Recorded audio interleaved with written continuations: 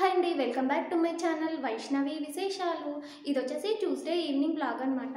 ఇంకా ఇప్పుడు వంట అయితే స్టార్ట్ చేయాలి. ఈరోజు చపాతీ అలాగే మిక్స్డ్ వెజిటబుల్ కర్రీ అయితే చేస్తున్నాను.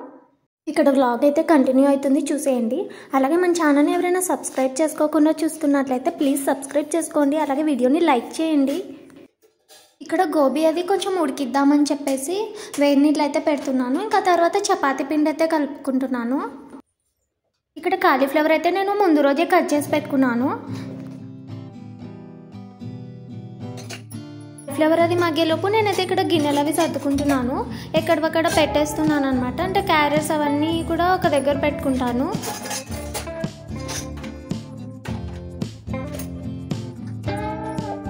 గిన్నెలు అవన్నీ సర్దేశాక నేనైతే ఇక్కడ కూరగాయలు అవి కట్ చేస్తున్నాను.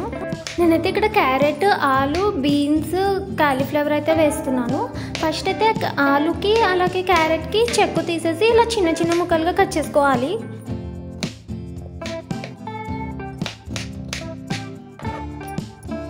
ఇంక ఇక్కడ బీన్స్ అయితే కట్ చేస్తున్నాను. ఇవి మరీ చిన్నగా కాకుండా ఈ విధంగా కొంచెం పెద్దగా కట్ చేసుకోవాలి. అలాగే ఈ కర్రీలో వచ్చేసి క్యాప్సికమ్, పచ్చి బఠానీలు అలా మిగిలిన కూరగాయలు కూడా వేసుకోవచ్చు. ఇక్కడ కూరగాయలన్నీ కట్ చేసి పెట్టుకున్నాను.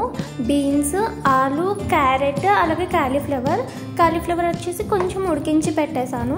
చూడండి ఎంత కలర్ఫుల్గా ఉన్నాయో. తర్వాత 2 టమోటాలని మెత్తగా మిక్సీ పట్టుకోవాలి. తర్వాత ప్యాన్ పెట్టుకొని కొద్దిగా ఆయిల్ వేసుకోవాలి. ఆయిల్ హీట్ అయ్యాక కొద్దిగా జీలకర్రని అలాగే ఒక బిర్యానీ ఆకునైతే వేసుకోవాలి. ఇక్కడ బిర్యానీ ఆకు అలాగే జీలకర్ర అయితే వేగిపోయాయి. ఇంకా తర్వాత టమోటా పేస్ట్ని అయితే వేసేస్తున్నాను. తర్వాత ఇందులో కొంచెం పసుపు వేసుకొని ఈ టమోటా గుజ్జు అంతా కూడా పచ్చివాసన పోయి దగ్గర పడే వరకు ఉడికించుకోవాలి. ఇక్కడ టమోటా గుజ్జు అయితే ఉడికిపోయింది. ఆ తర్వాత మనం ముందుగా కట్ చేసుకున్న కూరగాయలన్నింటినీ వేసుకోవాలి.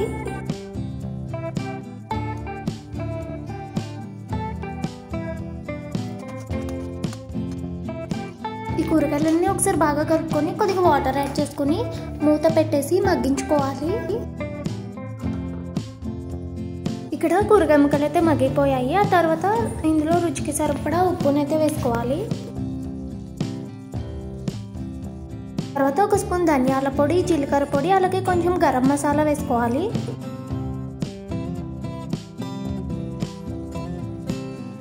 తర్వాత కొంచెం కారం పొడి వేసుకొని ఒకసారి బాగా కలుపుకొని ఈ కూరనంతా కూడా ఒక 5 నిమిషాలు ఉడికించుకోవాలి.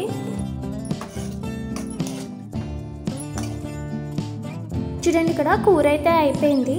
ఈ కూర అయితే గ్రేవీ లాగా పల్చగా ఏమి ఉండదు, ఈ విధంగా గట్టిగానే ఉంటుంది, అంటే ఇట్లా డ్రైగానే ఉంటుంది.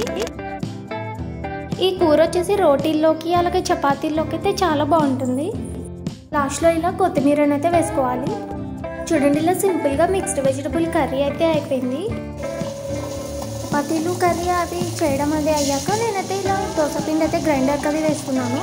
ఈ దోసపిండి ఉందంటే ఒక 4-5 డేస్ టెన్షన్ ఉండదు అనమాట. ఈ టిఫిన్ అది ఏం చేయాలని ఆలోచించే పని ఉండదు. ఒకరోజు పొంగనాలు, దోశలు అలా చట్నీలు అవి మార్చి చేసేసుకోవచ్చు. పిల్లలు ట్యూషన్ నుంచి వచ్చాక మేమైతే తినేసాము. ఇంకా తర్వాత ఇక్కడ మజ్జిగ అయితే కలుపుతున్నాను.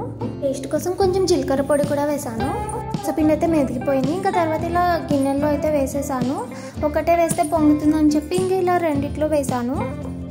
గ్రైండర్లో దోసపిండి వేసేటప్పుడు బాగానే ఉంటుంది, ఇంకా అది కడగాలంటే మాత్రం పెద్ద పని అనమాట. ఇది ఎప్పటికప్పుడు కడిగేసామంటే ఒక పని అయిపోతుంది, లేదంటే దోసపిండి అంతా కూడా ఎండిపోయి అది గట్టిగా అయిపోతుంది. అప్పుడు కడగడానికి కూడా ఇంకొంచెం లేట్ అవుతుంది. అందుకే అప్పటికప్పుడు నీట్గా క్లీన్ చేసేసుకుంటాను. తర్వాత పిల్లలకి పాలు అవన్నీ ఇచ్చేసాను, బూస్ట్ అది కల్పిస్తాను. ఇంకా తర్వాత స్టవ్ అది కూడా నీట్గా క్లీన్ చేసేసుకున్నాను. సో ఇదన్నమాట ఈవినింగ్ బ్లాగ్. వీడియో కనుక నచ్చినట్టయితే లైక్ చేసి షేర్ చేయండి, అలాగే ప్లీజ్ మన ఛానల్ని సబ్స్క్రైబ్ చేయండి. వీడియో ఎలా ఉందో కామెంట్స్లో కామెంట్ చేయండి.